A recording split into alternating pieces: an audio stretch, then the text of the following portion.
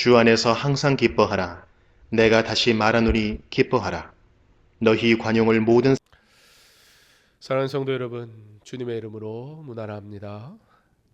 연말이 되면 마음이 분주해집니다. 몸도 괴로울 정도로 바쁩니다. 일정의 바쁨 속에 정신없이 하루하루를 보냅니다.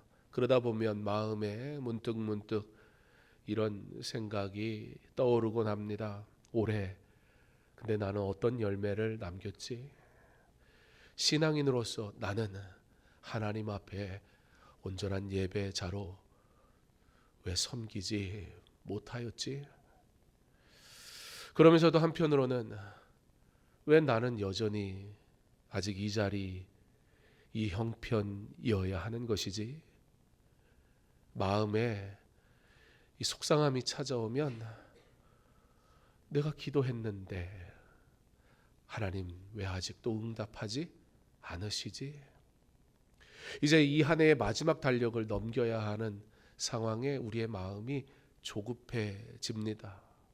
기쁨의 복된 소식을 찬양하고 말하는 12월이지만 정작 기쁨이 내게 가까이 오는 것 같지 않고 오히려 멀어지는 것처럼 느껴지는 그러한 분주한 삶의 시간들에 정신없이 살아갑니다.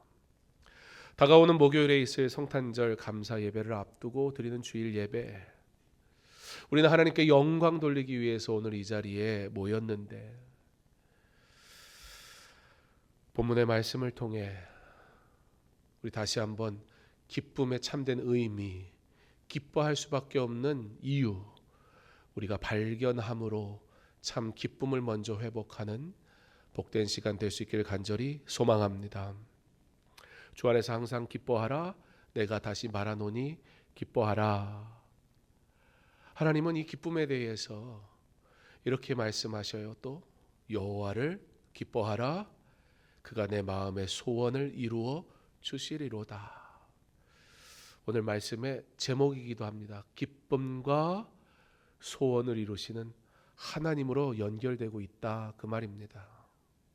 그런데요, 여러분, 내 마음의 소원을 이루어 주시리라 좋지 않습니까?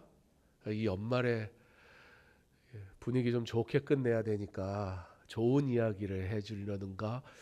사실 매주가 좋은 이야기였을 텐데요. 어떤 이유에서 우리는 혹 이 제목이 좋은 제목처럼 들려지는 것일까요? 내 마음의 소원을 이루어 주시리라. 여러분, 이 제목을 잘 받아야 합니다. 이거 잘못 붙들면 연말에 더 무너집니다. 왜 내 소원만 안 들어주시지? 반대로 이 말씀을 제대로 붙들면 연말에 힘과 위로가 됩니다. 바라기는 말씀이 주시는 위로가 넘치는 은혜의 시간 되게 하시기를 주님의 이름으로 축복합니다. 어느 글을 통해서 읽은 어느 성도님의 이야기를 나누려 합니다. 이 성도님이 몇 년 동안 한 가지 기도 제목을 가지고 기도를 했어요. 바로 가족의 회복, 가족 간의 관계의 회복을 위해 기도를 했습니다. 근데 그러다 보니까 이 간절함이 컸는데 이게 해결이 되지 않다 보니까 매년 이렇게 뭔가 마무리 져야 될 것만 같은 한 해의 끝이 오면 이 연말이 되면 더 마음이 괴로워지고는 했습니다. 또 한 해가 지나가는데 아직 달라진 게 없네. 이 마음이 막 올라오니까 12월 감사의 달, 기쁨의 달, 메시지는 그리고 성탄절은 우리에게 그 이야기를 계속하지만 정작 나는 은혜의 자리에 있지만 마음이 어렵습니다. 그런데 그렇게 하나님이 내게는 왜 기쁨을 주시지 않을까에 대한 질문 속에 기도하는 중에 어느 날 이런 마음이 들어서 이렇게 말을 했습니다. 목사님, 제가 생각해 보니 제가 하나님을 기뻐한 게 아니더라고요. 하나님을 기뻐하기보다 제가 원하는 결과를 기뻐하려고 했던 것 같아요. 그래서 결과가 안 보이니까. 정말 중요한 건 결과도 결과인데 나는 결과가 이루어지면 되는 건 줄 알았는데 결과가 내가 안 보이니까 나도 모르게 내가 잃어버린지 모르고 있었던 한 가지, 그걸 잃었더라고요. 바로 내가 하나님 앞에 나와 예배는 드렸는데, 찬양은 했는데, 주의 일을 한다고 섬기긴 했는데 정작 제게 기쁨이 없었어요. 그 기쁨을 잃어버린 나를 제가 보게 됐습니다. 목사님이 그 성도님의 이야기를 들으면서 성도님에게 무엇이라고 말하기보단 본인에게 주시는 하나님의 말씀처럼 들렸습니다. 아, 그렇구나. 이게 우리의 모습이고 우리의 현 주소구나. 여러분, 우리도 그렇지 않습니까? 내가 원하는 방법, 방식, 이게 사실 중요하지 않던가요? 여러분, 회의를 해도 그렇고요. 어떤 만남을 해도 그렇고요. 내가 주도적으로 얘기한 만남이 기쁘지 않던가요? 내가 주장하던 것이 이루어진 회의의 결과가 사실 기쁘지 않던가요? 반대로 내 얘기대로 안 됐을 때 어때요? 기분 나빠요.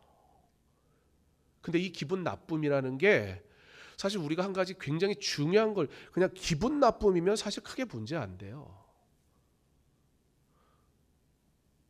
기쁨을 잃어버린다는 게 큰 문제인 거예요. 무엇인가 옳은 일을 하다 기쁨을 잃어버리진 않았습니까? 주를 위한 일을 하다 기쁨이 없는 나의 모습을 보지는 않던가요? 그런 나는 예배가 더 이상 은혜가 안 돼요. 주의 일이 더 이상 감사가 안 돼요. 내 재능이 사라진 게 아니거든요. 내 열심이 없어진 것도 아니거든요. 근데 더 이상 못하겠어요. 결과가 안 보이니까 기쁨이 사라지더라는 거예요.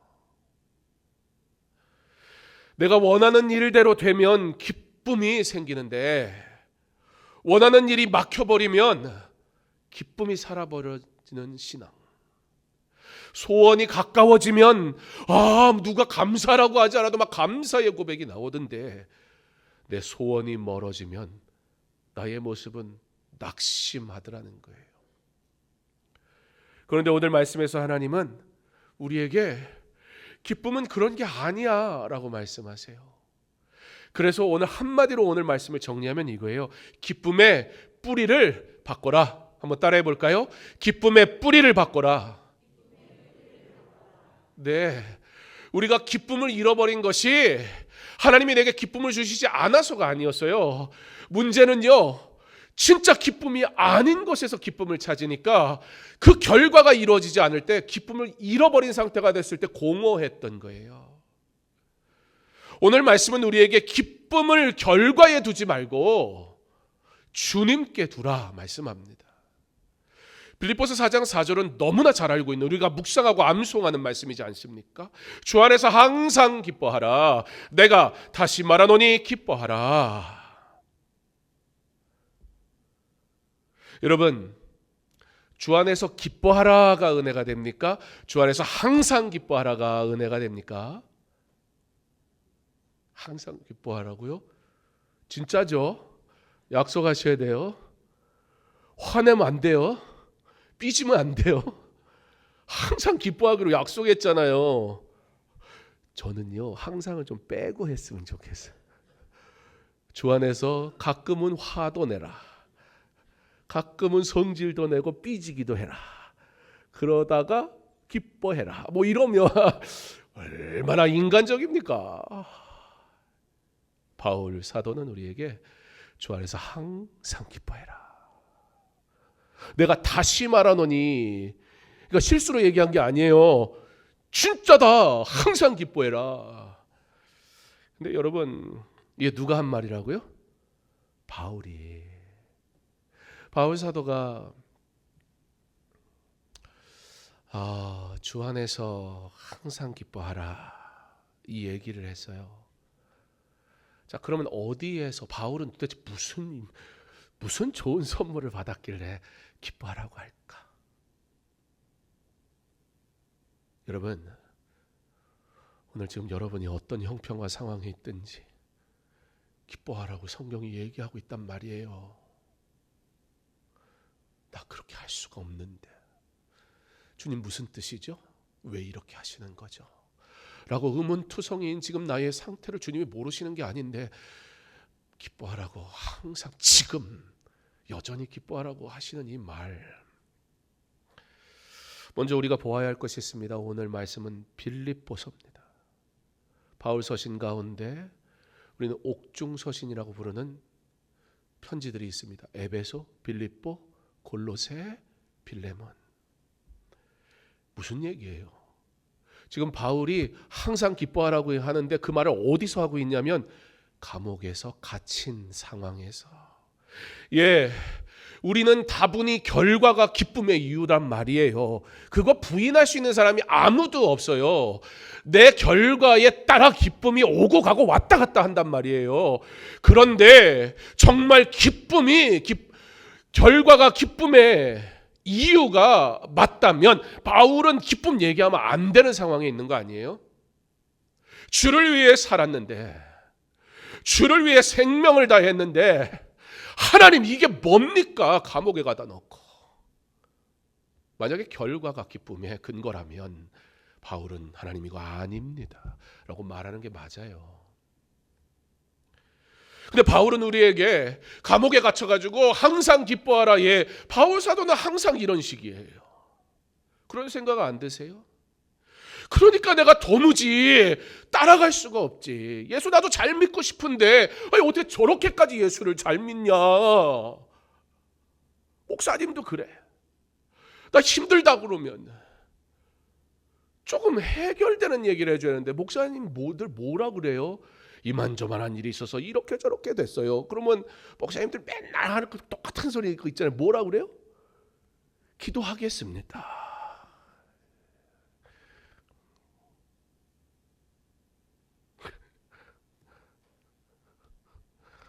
신뢰가 됩니까? 그 목사가 기도할 거를 기대하면 신뢰가 안 돼요.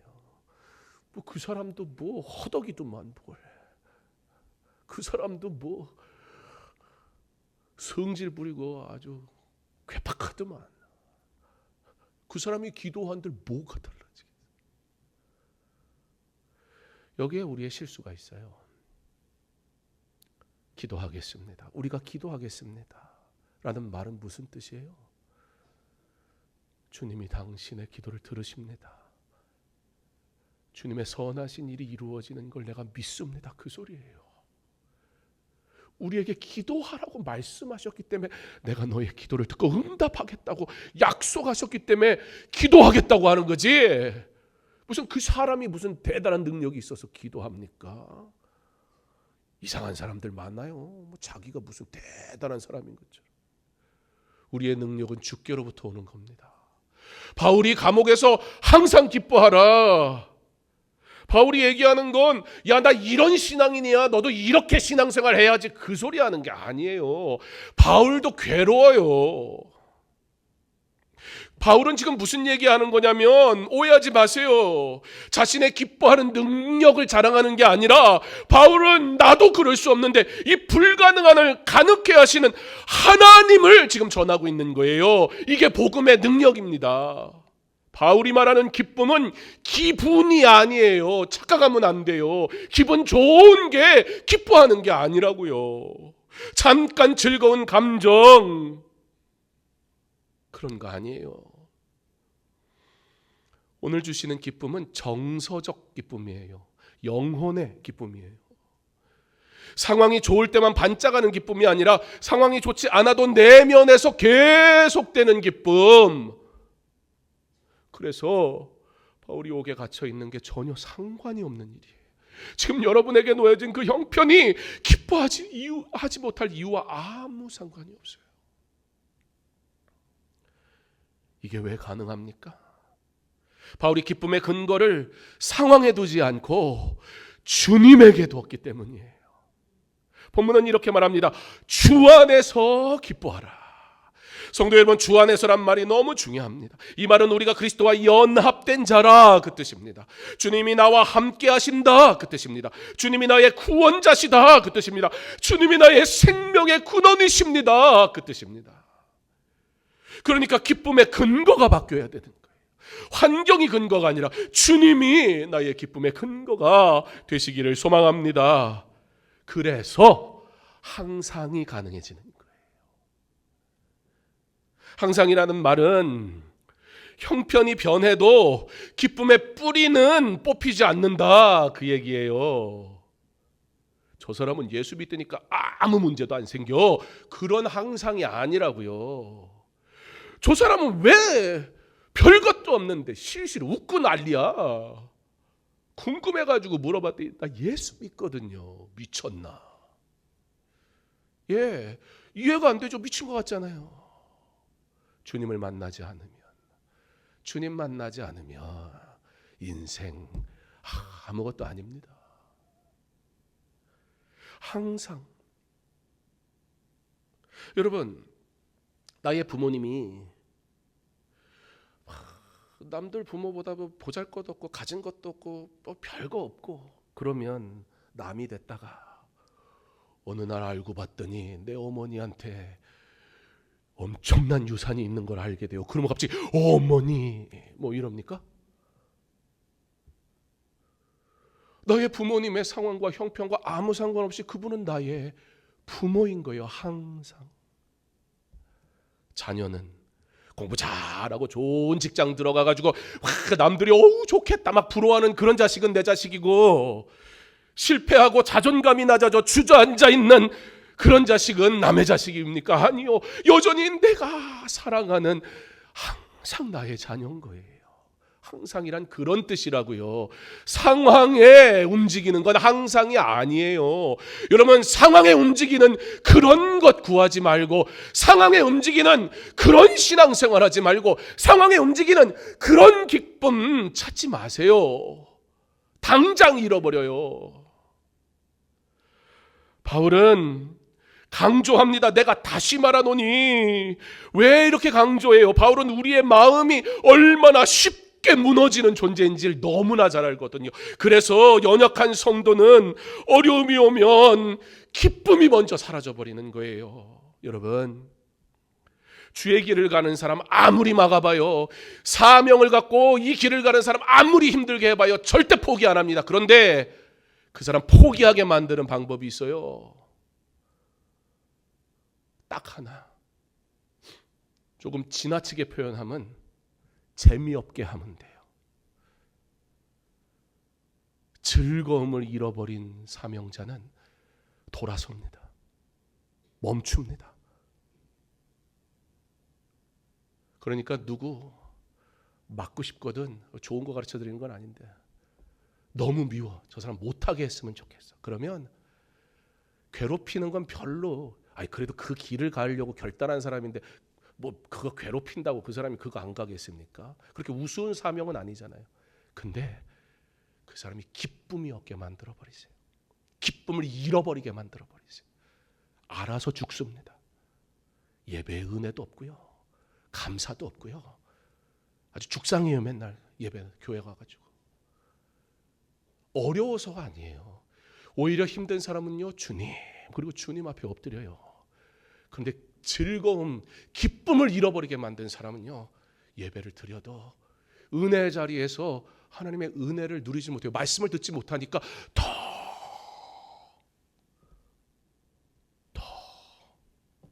괴로움만 더해지는 거예요. 바울이 이러한 성도의 연약함을 알고 있었기에 내가 다시 말하노니, 다른 것 다 잃어버려도 주님으로 인하여 받는 이 기쁨만큼은 절대 놓치면 안 돼.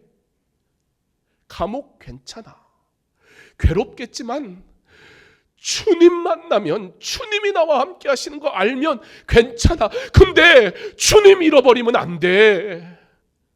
말씀 잃어버리면 안 돼. 기도의 자리 잃어버리면 안 돼. 그러면 너 죽어, 그 얘기예요. 다시 말하노니, 명령하는 게 아니라 성도를 살리고 싶은 사랑의 메시지입니다. 이 말씀은 시편 37편으로 이어집니다. 여호와를 기뻐하라. 주 안에서 기뻐하는 게 여호와를 기뻐하는 거라고 했잖아요. 그렇게 주 안에서 기뻐하면 그가 내 마음의 소원을 이루시리라 말씀하신단 말이에요. 여러분, 이 구절은 소원 성취 공식이 아닙니다. 와, 내가 원하는 거 다 이뤄준대. 여러분, 예수 믿으면 복 받는데, 예수 믿으면 병 고침 받는데, 예수 믿으면, 그렇게 전도하지 마세요. 그러니까 그분들이 그런 줄 알고 왔다가 6개월 교회 다녔는데 하나도 안 났어. 안 오는 거예요, 교회.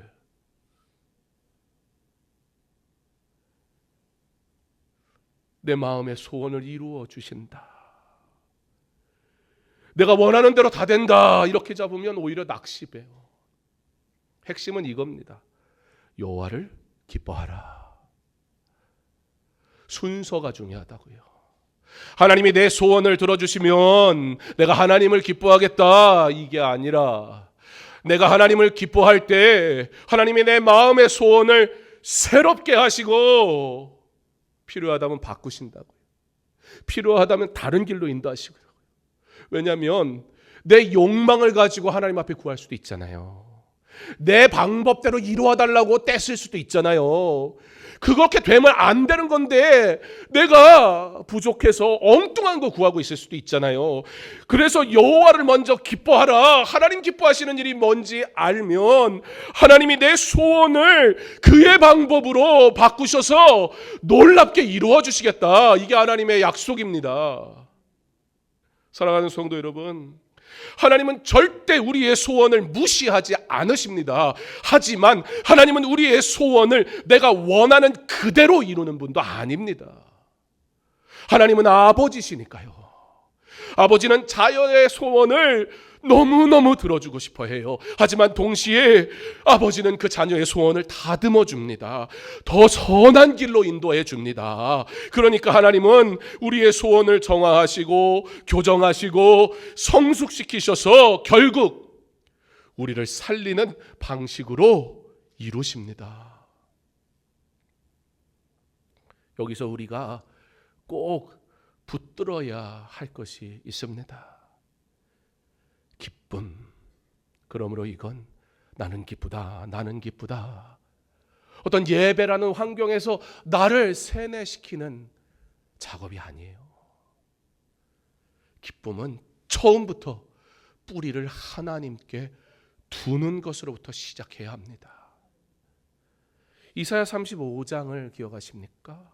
메마른 광야에 꽃피고 약한 자가 강해지고 두려워하는 마음이 위로받고 마른 땅에서 샘이 터지고 구속함 받은 자들이 노래하며 돌아와 슬픔과 탄식이 사라지는 약속. 이 말씀이 뭐냐면 장차 메시아가 오셔서 다스릴 하나님의 나라의 회복에 대한 이야기입니다. 그 이야기의 절정이 뭐예요? 성탄절. 그 메시아가 오심을 우리가 기뻐하기 위해 성탄 예배를 지금 준비하고 있는 거잖아요. 그러므로 성탄절 감사 예배는 단순한 연말 행사가 아니라 영원한 기쁨이 시작된 역사적 사건을 우리가 믿음으로 다시 한번 고백하는 은혜의 시간입니다. 그래서 여러분, 기쁨의 반대는 뭐예요? 그렇게 생각하잖아요. 그러면 기뻐하라고 하셨으니까 슬퍼하면 안 되겠네요? 그러면 나는 한 번도 안 슬퍼했다. 나 아무도 안 계실 거고 몰랐으니까 그랬죠. 이제부터 난 절대 안 슬퍼하겠다. 한번 손 들어보실까요? 자신할 수 있는 사람이 아무도 없어요. 여러분, 성경에 슬퍼하지 말라고 그럴까요? 시편에 보면요, 여호와께서 내 눈에 그 눈물을 그의 눈물잔에 담아 기억하시겠다 그랬어요. 우리는 슬퍼하지 않는 사람이 아니에요.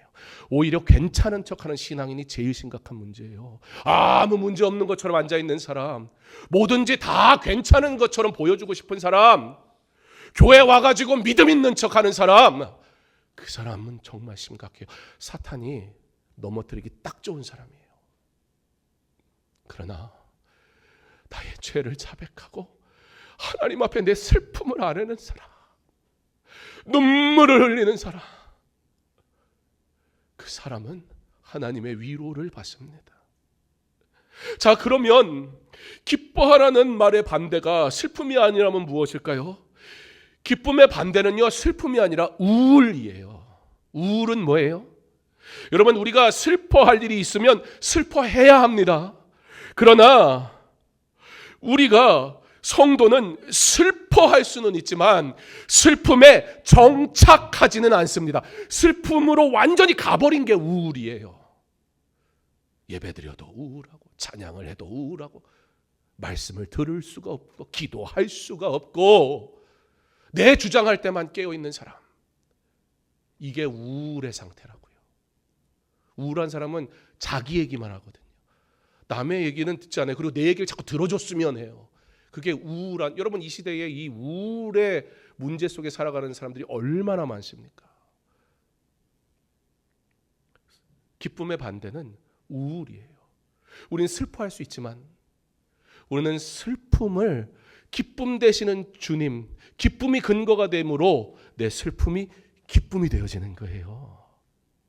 우리가 이 땅에 사는 날 동안 우리는 눈물 흘리기도 할 거예요.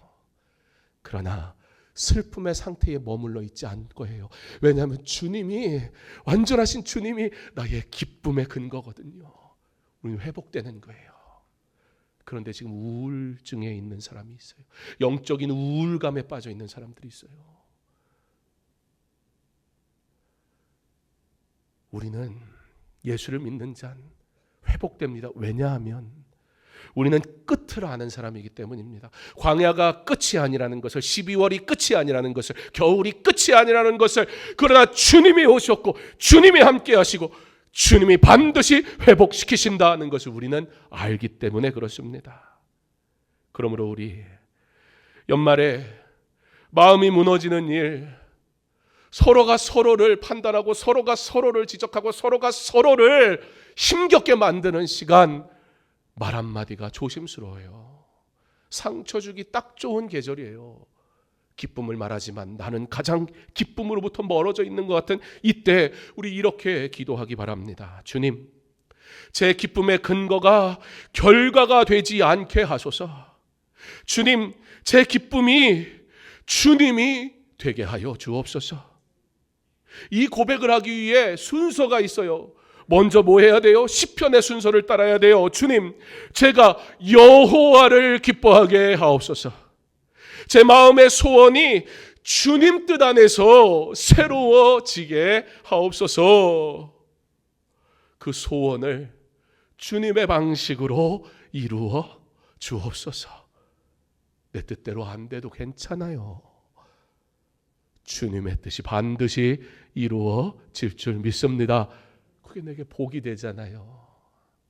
여전히 결과가 기쁨인 사람, 내가 주인이 되는 사람은 또 기쁨이 없어 괴로워할 것입니다. 일순간의 감정의 기쁨으로 기뻤다가 또 우울해지고 말 것입니다. 그러나 기쁨의 뿌리를 바꾼 사람, 주님의 기쁨이 된 사람, 아무것도 달라진 것이 없는데 찬양하게 될 줄 믿습니다.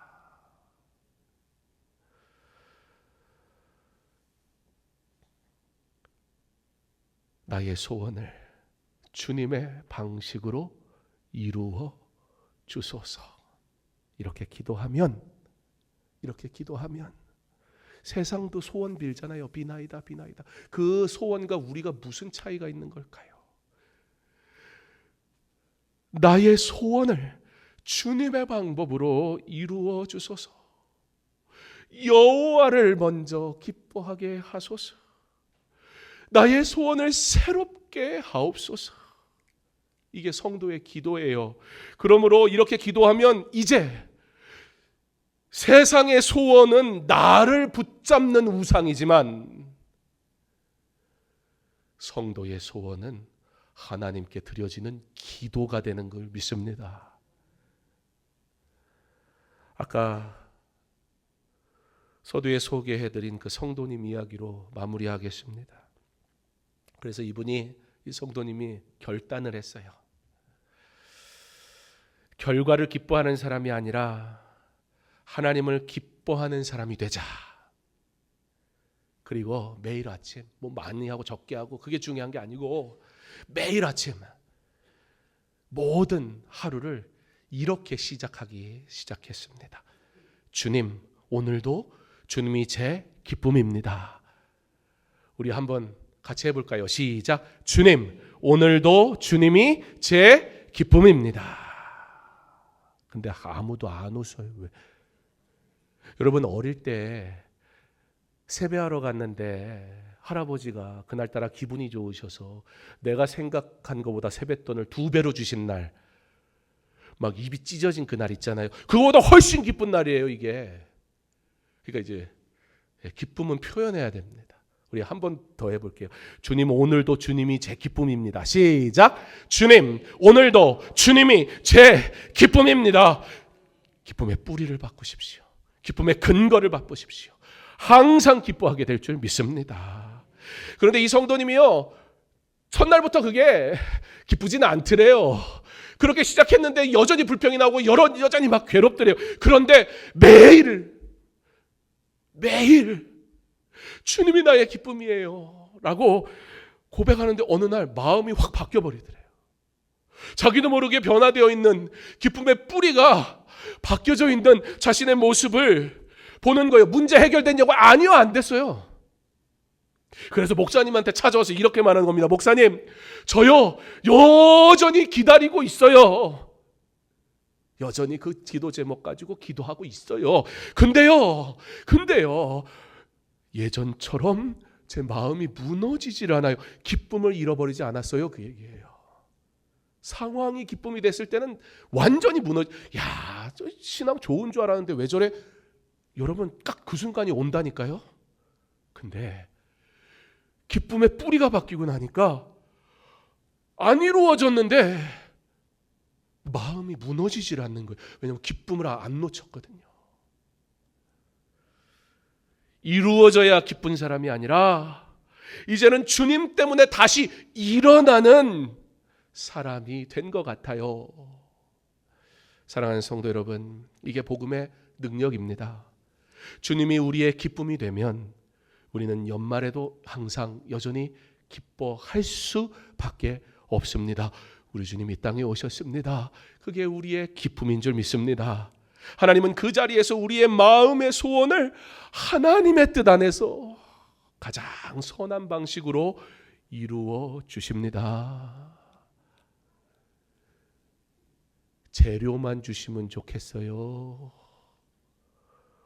5성급 호텔 요리사가 그 재료 가지고 밥도 해줬으면 좋겠어요. 여전히 내 입맛은 내가 알아. 자유예요. 그럼 딱 자기 수준만큼 먹겠죠. 그러나 우리의 소원을 바꾸사 은혜로 채우신다는 건 우리 소원 무시하고 하나님 마음대로 우리 로봇처럼 조정한다가 아니라 우리가 구하기도 전에 우리의 마음의 소원을 아시는 주께서 우리가 구하지 않은 것까지도 더하여 주시는 풍성한 것으로 허락하시는 하나님, 그 기쁨을 우리에게 주시겠다 약속하신 그 하나님을 만나는 은혜가 있기를 바랍니다. 그러므로 주님의 음성을 다시 들으십시오. 주 안에서 항상 기뻐하라. 내가 다시 말하노니 기뻐하라. 여호와를 기뻐하라. 그가 내 마음의 소원을 이루어 주시리로다. 아멘.